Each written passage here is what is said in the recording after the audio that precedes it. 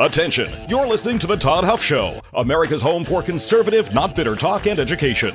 Be advised, the content of this program has been documented to prevent and even cure liberalism, and listening may cause you to lean to the right.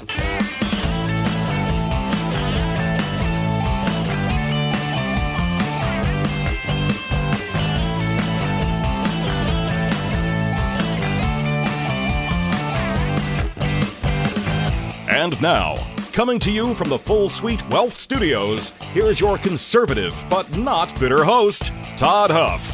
That is right, my friends. You've tuned in ever so successfully and wisely to today's program, The Todd Huff Show, conservative, not bitter talk and education, my friends. I am the benevolent dictator here behind the microphone.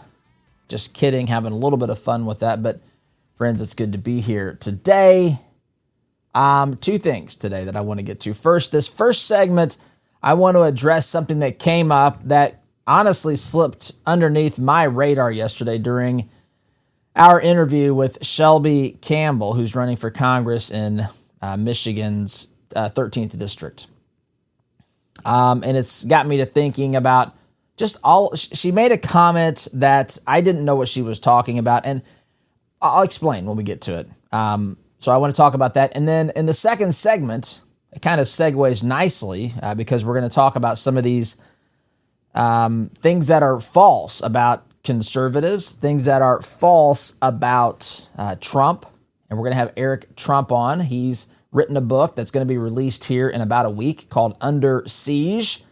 And so he's going to talk about some of those things. And I'm looking forward to that. So you'll want to stick around for that as well. My friends, let's be honest, though, when your financial world starts getting a little more complicated, you need more than one-size-fits-all advice. That's where Full Suite Wealth comes in. That's where they shine. Their team, Jason and their team, specialize in working with families and individuals at your level, offering personalized guidance that goes far beyond the basics, from private equity and private credit to option strategies and coordinated legal planning. Full Suite Wealth helps you see the big picture and make confident decisions about your legacy. It's all about having a dedicated team to guide you every single step of the way so that you can focus on what matters most, your family, your goals, and your future, my friends. If you want real confidence in your financial life, check out FullSuiteWealth.com. That's FullSuiteWealth.com. Build your legacy, my friends. Secure your future. All right. So yesterday during my interview with Shelby Campbell, which you can listen to on the website or wherever you listen to podcasts if you missed it, you can also get that every day. We send out a daily truth email. If you want to sign up, you can receive it that way as well. There's other things in there, but there's a link to the show, toddhuffshow.com/truth. If you want to sign up for that, it's free. But yesterday in the interview, Shelby said something that I didn't catch until after the fact. In fact, I didn't catch it until someone commented on it on a clip that I had posted on social media. She had made a comment that Charlie Kirk on stage referred to an Asian person in the audience as and I'm going to spell it because, how it is today, as a CHINK. That's what she said. Now, I'm going to say a couple things. I heard her say that. In fact, if you watch the clip, you can see me nodding as I'm trying to follow, not in agreement with, because I didn't even know what she was talking about. I was nodding and trying to follow what she was saying in this particular portion of our interview. And here's the problem. So two things. Number one, during an interview on this program, one thing it's never going to be is a screaming fest on this show. In fact, I want to give, I look at this a little bit differently. I want to give people the opportunity to truly say what they think. And listen, I understand that opens us up to political opportunists, to people who take that bully pulpit and try to run with it. I'm going to ask follow-up questions. I'm not going to let them go on and just on and on and on without interjecting at some point. But I also don't want to interrupt. That's one of the things that I don't like about the way that most people do interviews is that there's interruption and then there's shouting over each. I don't want to say most, but there's a lot of that out there. I find that completely unnecessary, and I don't enjoy that. I don't enjoy that at all. Some people might, and you can let me know if you want me to scream over people. I'm not going to do it. In fact, if you remember at the end of the interview, which was at the end of the first segment, I invited her to stay to continue into the second segment, which I would have asked some follow-up questions. I don't know if I caught that and would have remembered that, but there were some other things that I wanted to ask her about. And there were things that I just didn't get the chance to because, again, the format of this program, and that's why I try to use the time after the interview to expound upon the things that I had issue with that she said, which I did some of that. But I didn't catch this. And here's the problem. I have watched enough of Charlie Kirk's videos, debates, and so forth to know, to have a pretty good idea the type of man that he was. So when someone attacks Charlie Kirk's character, I immediately think this probably can't be accurate. There probably has to be an explanation for this. I just don't know what it is at the time because I don't know what they're even talking about. I knew in my head as she said that there was an explanation. Either it was made up altogether, or I just didn't know. I didn't know that particular allegation that existed out there. I've shared some of the allegations made against Charlie Kirk, and we've talked about some of those since his death that have come up here on this program.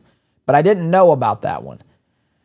So just in general, if you have a friend or someone that you've gotten to know a little bit or closely, especially closely, and I didn't know Charlie Kirk, I don't mean it like that, but when you have people that you follow and listen to and you get to see a little bit about their character, that's, if someone makes an allegation, especially against a close friend of yours, and you know that to be contrary to what you've seen from them over the course of years, you would immediately feel like, listen, that's not the person I know. But you'd also say, I don't know everything a person does. Well, we're all fallible. We all could slip up.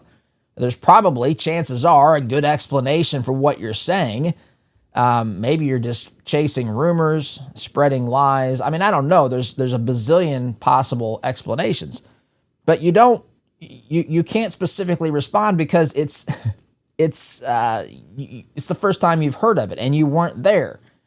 And you know that 99%, you're 99% certain that the person didn't do what they've said, but you can't specifically respond. And that's the problem. That's one of the problems that we have in dealing with the left. And it's really, again, I think I didn't plan this, but kind of a natural segue into what Eric Trump is going to talk about in his book, Under Siege, where he's going to talk about these attacks, the book's about those attacks that he and his family have endured. And this is by design, right? This is by design. Now, there are people out there in the rank and file that will eat this stuff up and swallow it whole and everything else. But the truth of the matter is that this sort of attack, this ad hominem sort of attack, is what is planned. And it is often executed in such a way that it is effective. You attack the character, the integrity of the person. You make allegations that really none of us can, at some level, if someone says Charlie Kirk told them in a private conversation something, I can say that sounds preposterous, that sounds bogus, that doesn't align with anything that I know about him. But what else can I say about that? I can say you got to prove it. You got to demonstrate it.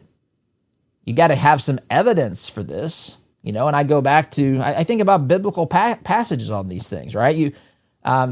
There were crimes in the Old Testament that required wisely 2 witnesses, right?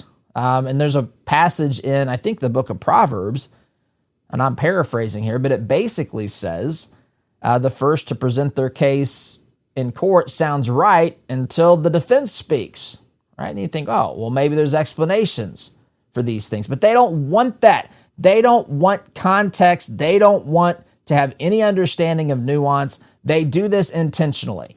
They target and go after the people who are leading the movement, and there is no person that's leading this movement or a movement that they are afraid of more than President Donald J. Trump.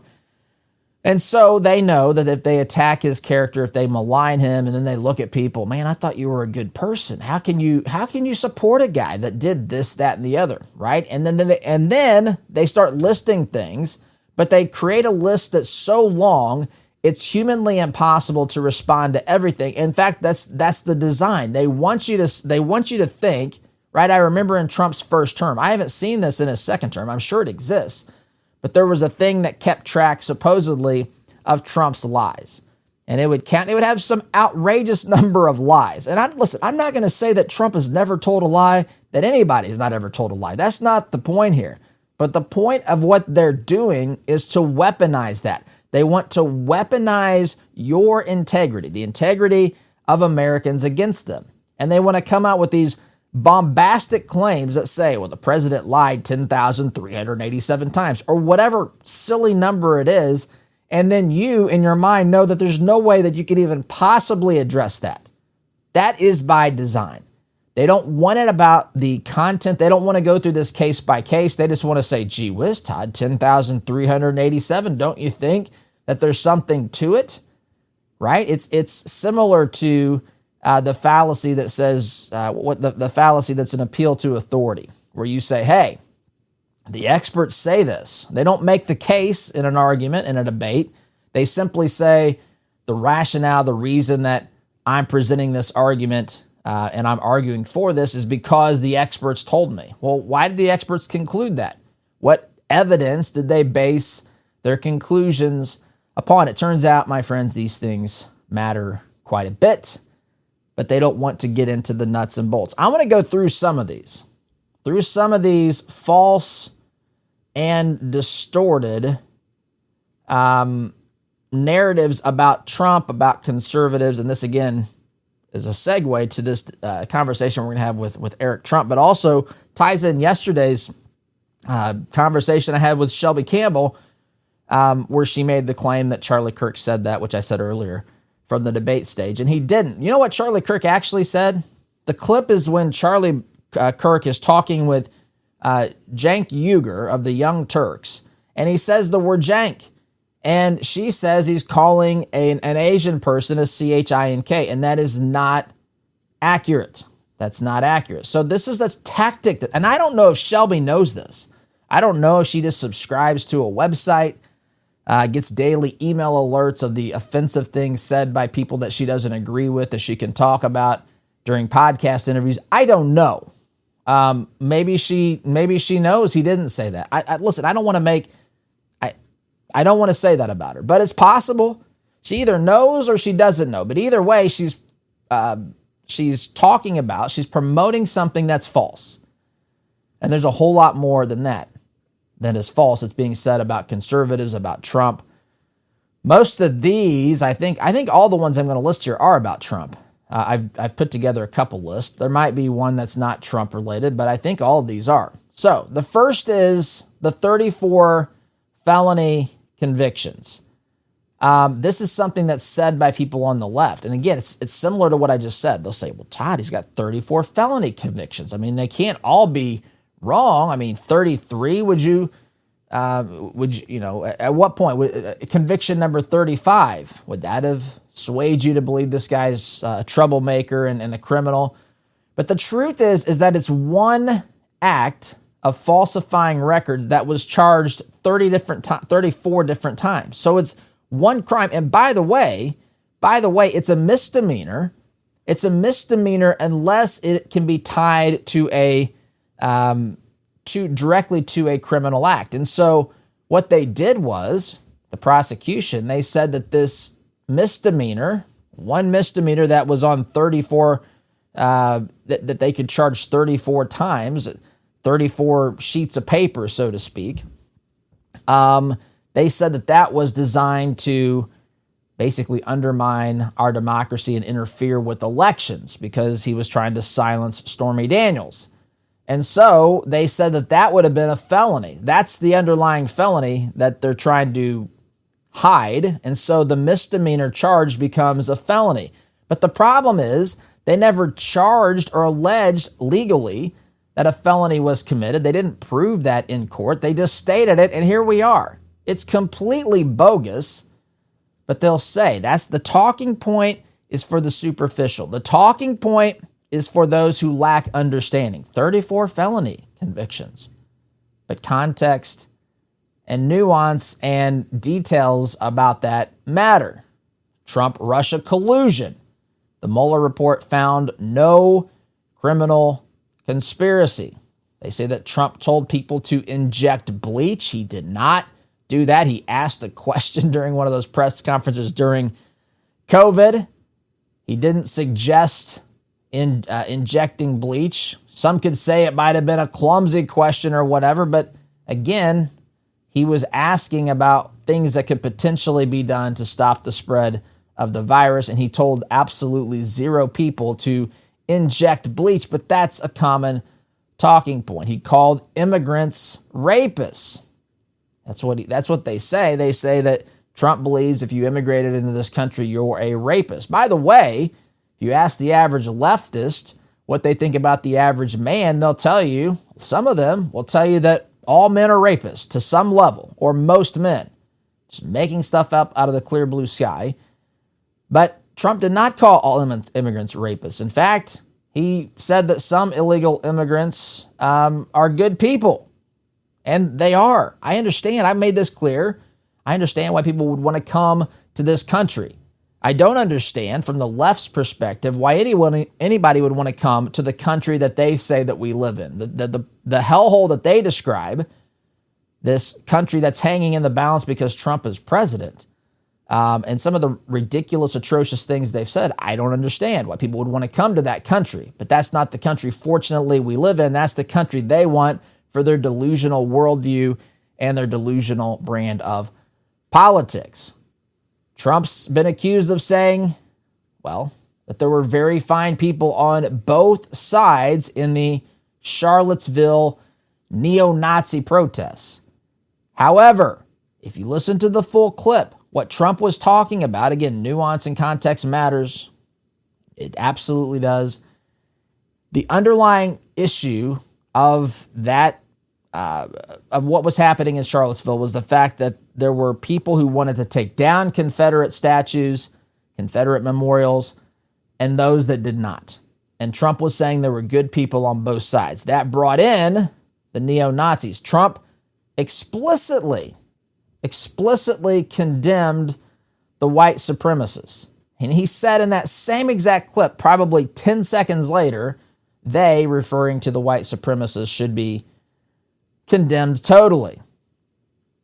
They say that he's refused to denounce white supremacy. He's done this countless times. I remember one interview where I think it was Leslie Stahl. I could be mistaken. But he said, I've condemned it. I'll condemn it again. Right? I'll condemn it again. I condemn white supremacy. He did this, but it was never enough because they wanted the narrative. They don't care about truth. They say he's tear-gassed protesters for a photo op.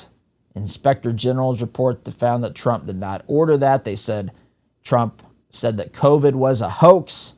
He never called the virus a hoax. He said that the political reaction, the political theater surrounding COVID was the hoax. They said that he banned Muslims from coming into the country.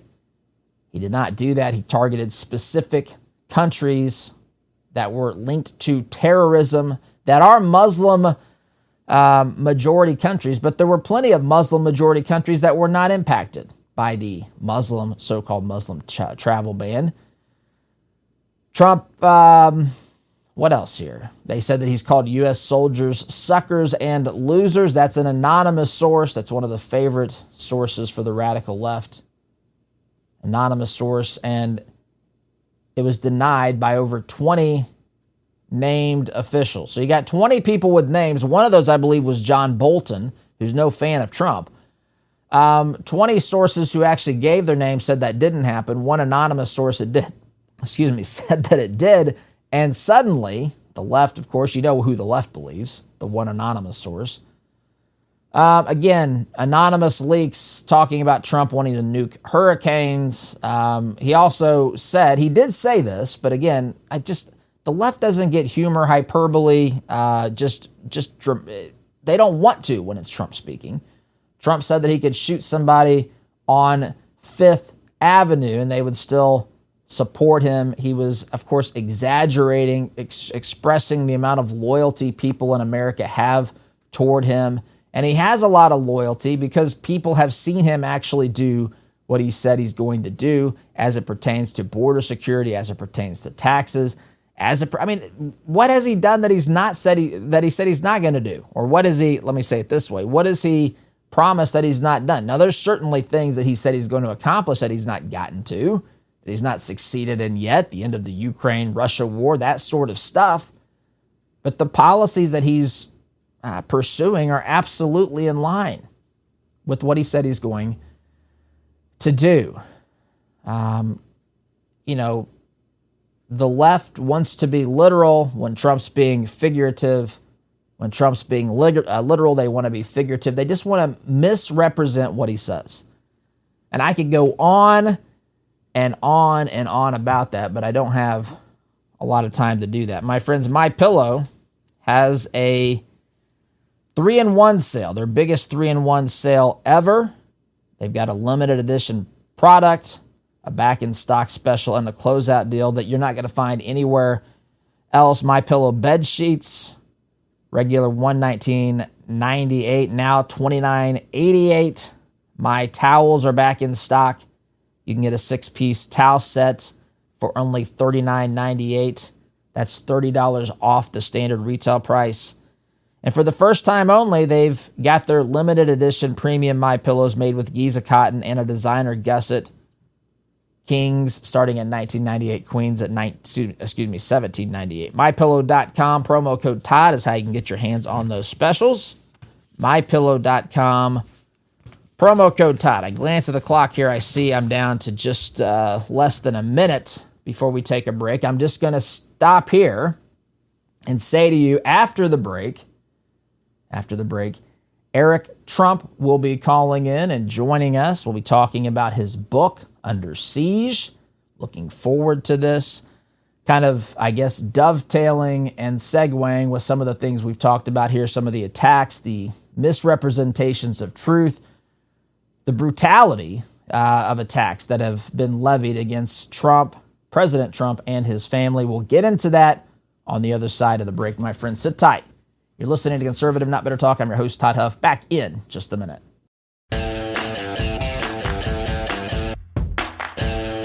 Welcome back, my friends. I have the great honor, I told you last break that we would be bringing on Eric Trump to the program, and he's joining us by phone now. Eric is the executive vice president of the Trump Organization. He needs no introduction, but just to say it, he's the son of President Donald J. Trump. He's also the author of a new book that we're going to talk about here called Under Siege, My Family's Fight to Save Our Nation. Eric, welcome to the program, sir. How are you?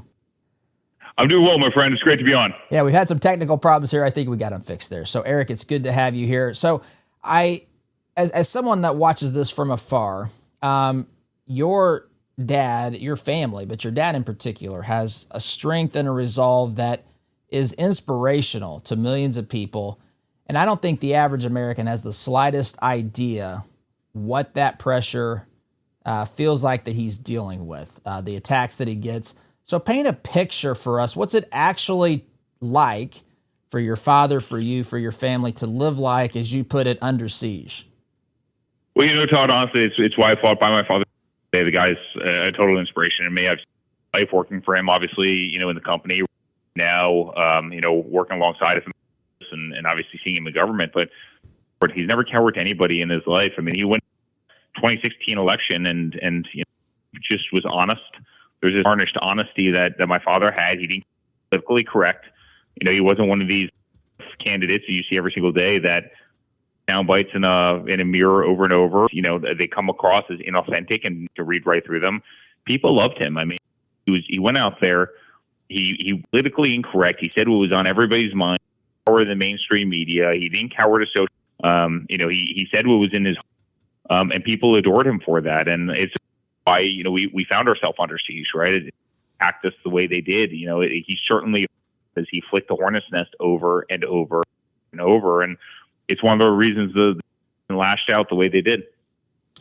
So can you give us, and I mean, from looking at this from a distance, that's exactly what this looks like as well. I think they're afraid. They're afraid of what he does, what he stands for. They built this bureaucratic state. He stands in the way of what they want to accomplish. I think that's obvious. Can you give me a quick breakdown of the kinds of attacks that you have faced, some of the things you've talked about in the book, maybe some of the things you didn't get to? What are some of those things, if you were to summarize and give an elevator speech and say, hey, this is what we're dealing with? Just summarize that. You and your listeners would need about 12, kind of relentless attacks. And I think it's, the reason kind of Americans are sending a statement around the book Under Siege. My book just went to #1 on Amazon in virtually every single category. It's flying off the shelves. I mean, I think people have all been deeply affected by it, because while they put our family, believe me, they were putting all of us under siege. They were putting you under me under siege. They were putting everybody listening under siege. But, let's start by where they intended to destroy my father's marriage and our entire family by making up absolute slant. Then they went to the Russia collusion, which was totally the guy getting calls saying that their secret servers in the basement are communicating with the Kremlin, which isn't true, paid for by Hillary Clinton. Then they tried the first time. Then they tried to impeach him the second time. Then they went after court justices.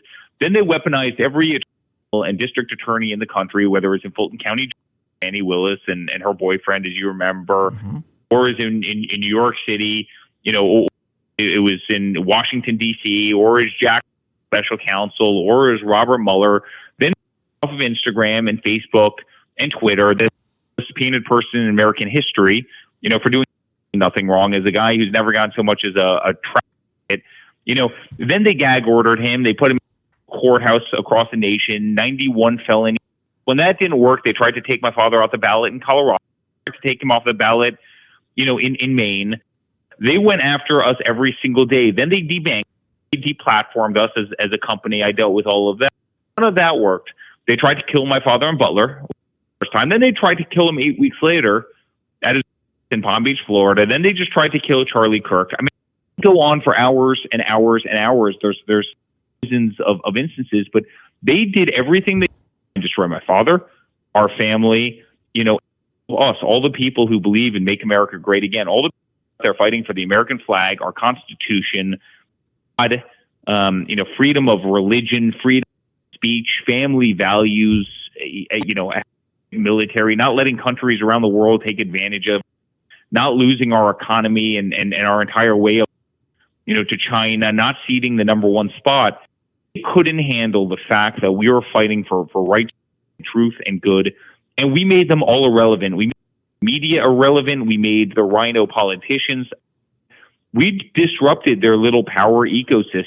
They couldn't stand it, which is why they came after us so viciously.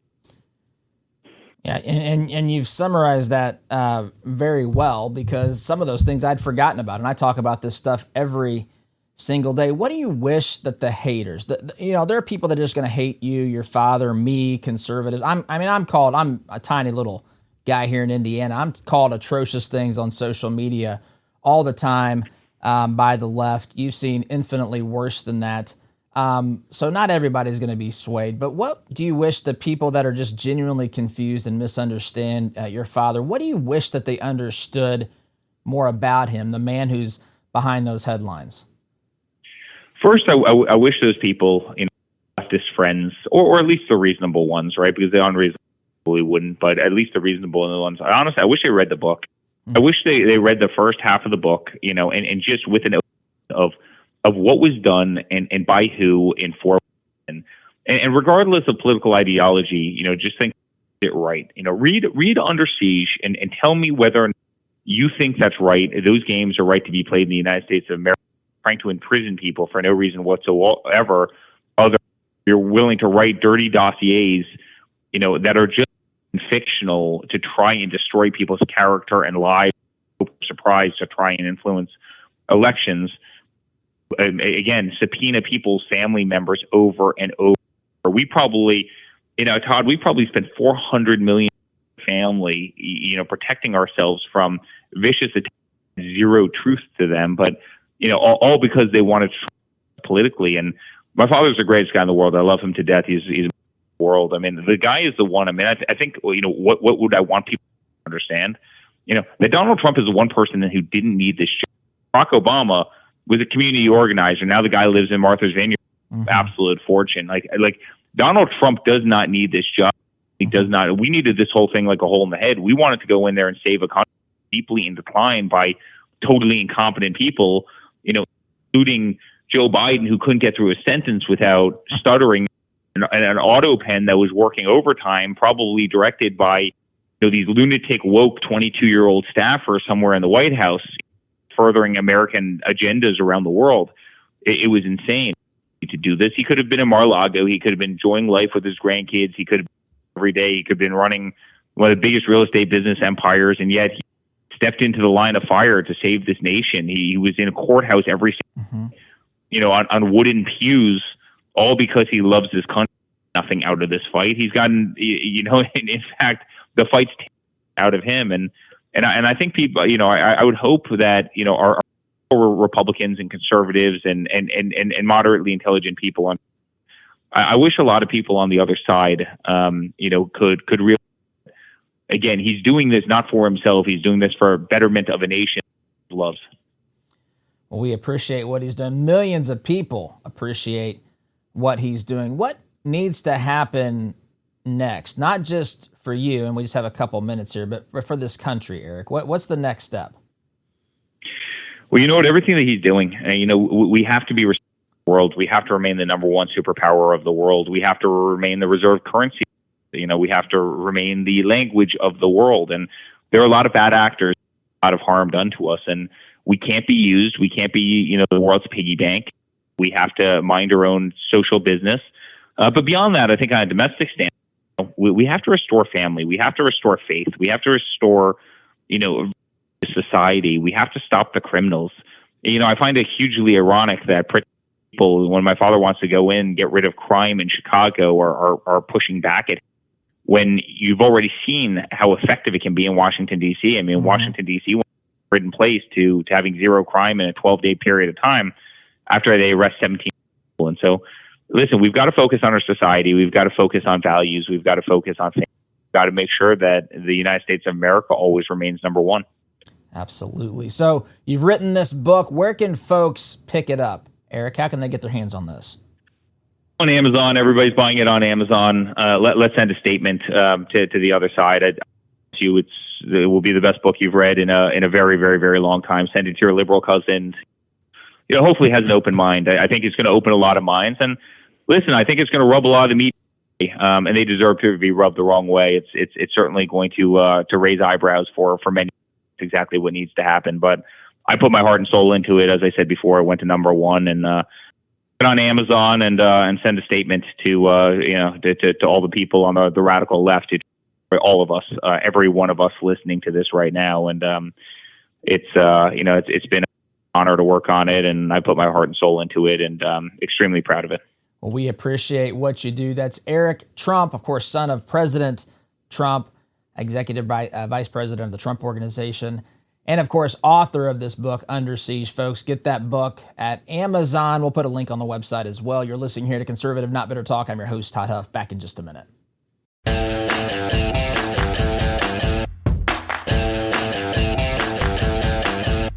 Welcome back, my friends. Third and final segment. I hope you enjoyed that conversation we just had with Eric Trump. It was an honor. Listen, I go back and forth. Interviews like that are fantastic. Those are great. But, the reason I don't have a lot, I just want you to know. I want you to know that I'm genuinely reevaluating some things in my mind. And I've made decisions to do more of those interviews. Because when I started this program, forget what I wanted. I thought it would be good to have a place. I just wanted this to be different, right? I wanted this to be different. I don't listen to a lot of other stuff. I don't get into that fray. I'm friendly with anybody. I don't want you to think I'll work alongside of anybody pushing in the conservative direction. But I'm not like coordinating or, anything like that. Maybe I should. I don't know. Been asked in the past to be a co-host of another program. It's just not, I don't feel called to that. I don't know how to be a co-host. I don't know how to sit behind this microphone and not talk, and having to defer to someone else. My personality is going to be, hey, let's figure out how to make this show good, to keep it from us talking over each other. And it just changes the whole dynamic for me. But having interviews that are superficial, that was not, by the way. We asked him some questions. He talked about, the depth of what we're dealing with in this country. What the president of the United States and his family have had to endure is absolutely reprehensible. And now they're asking, or I should say they're alleging, that the problem is Trump. Now, they've always said the problem is Trump. Once they realized they couldn't just laugh at him when he ran in 2015. Once they realized that he was actually going to be a threat. I remember when they laughed at Ann Coulter, the audience on Bill Maher's show, when she said, that Donald Trump was going to be the nominee in 2016. They all laughed at her. They made fun of Trump. I didn't know what to think of Trump. I've shared this with you. I was a quick adopter to Trump. I'm very quick. But when he came down that escalator, and my only frame of reference for him was The Apprentice, or just things I had seen. He would be on Oprah as a kid. He was always out. Everyone knew who Trump was. He had buildings. He was interviewed. He was a big personality. And he's New York City. I'm this country boy or whatever. It just I never had problems. I didn't know what to think about it. I thought, oh boy, what is this all about? But after listening to just a couple of his speeches, and then of course watching him campaign and the things that he said, I was an early adopter to that. I never understood the Never Trumpers. And there's people who are conservatives today who have big audiences. I don't understand. I don't understand how you can miss it that bigly, as Trump would say. But anyway, it was a pleasure to have him on. I enjoyed that. If you want to see more of that sort of conversation, dialogue with people, I don't want to say like look, he's the son of the president of the United States. There's not a lot of people in that category, but people who are can contribute to the discussion. Let me know that. I'm genuinely trying to make this program as good as possible and to reach as many people as possible. That's a big deal to me. And so that's why we had Shelby Campbell on yesterday. That was a much different interview. I didn't agree with Shelby, but I could certainly be kind and accommodating to let her say whatever she was trying to say. But anyway, love to know your thoughts. Todd at ToddHuffShow.com, or you can text 317-210-2830. Thoughts, questions, feedback, all that sort of stuff. I genuinely want to know. And of course, the easiest way ultimately to stay in the know and to be able to access, get that stuff right to me is to sign up for the email newsletter, The Daily Truth, ToddHuffShow.com/truth. And there'll be a summary of this that goes out today. There'll be the Todd Talk goes out in it. There'll be another article or other content that goes out. It's totally free for you, but you can respond right away. Hey, in fact, we've had that from readers and listeners. Hey, like this, think about that sort of stuff. That's going to continue to make this program better. So I just want to say thank you to Eric Trump. Thank you to the Trump Organization, for President Trump, for putting up with this. I know some people don't want to hear that. I don't really care. I can explain it when I have more time. I've just got a minute here. But the reality is that they've endured a lot. They've endured a lot of personal loss. Eric alluded to this. His father didn't need this job. His father didn't leave Washington, D.C. Wealthier than he came in. In fact, he took it on the chin in the first term. That's not the case for these other politicians. So I just enjoyed that. I hope you did as well. Friends, Think about this. Investments are like seeds that you plant. They grow, they multiply, but are they bearing the type of fruit that you want them to bear? At 48 Financial, they believe our money should reflect our values. They specialize in wealth management and biblically responsible investing. They screen out companies that do not align with our faith. It's all part of their purpose-centered financial planning, helping you live a life of meaning and purpose. If you want to see if your investments align with your values or to what degree they do, simply go to 48financial.com. That's 48financial.com. They're here to worry about your money so you do not have to. So, friends, that's all the time that I have today. Again, I want to say get the book. If you've not gotten the book, I'll put a link on our Stack of Stuff page today if you want to do that. I will also, it'll have the link to the interview if you want to listen there, something that you missed. I enjoyed it. Hope you did too. Friends, thank you so much for listening. Have a wonderful day. SDG.